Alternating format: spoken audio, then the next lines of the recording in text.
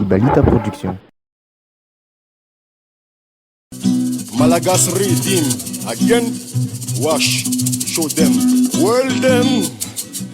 Yeah man, brand new from Malagas people, Malagas realities, Malagas vibration. Nama, you know, again, King of Kings, Hallelujah. Lord of Lords, Hallelujah. King of Kings, Hallelujah.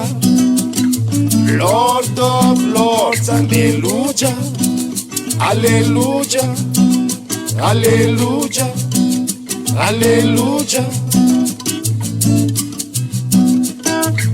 Mangingin takaragaze, mangingin takarakas, jenila tabataba nemila as, jenila dekoranga nemila as, ankinya mini jajao, ankina urchavanao, esokafo fanga ina sokafo merakam fonao, jenila tabatabamnas, nila manoka tafominas, raja bitakarena itanao, zanga ari angampianao, isekamundo shifonao.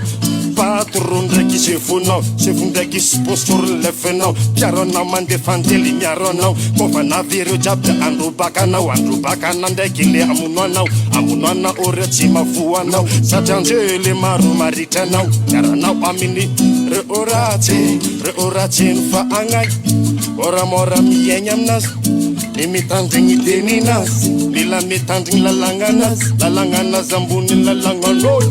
Ambuni lalangan nujab, ambuni lalangan Indo, ambuni lalangan Babylon, ambuni lalangan ni religion. Zanga ari manganusu, zanga ari atukisa kutuku. Mora mi yenyamnas, King of Kings, Hallelujah.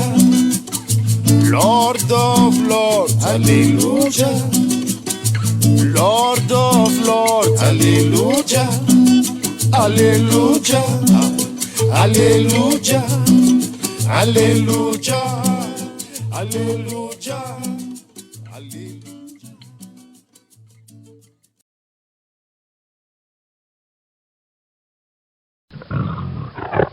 Ibalita Poductions.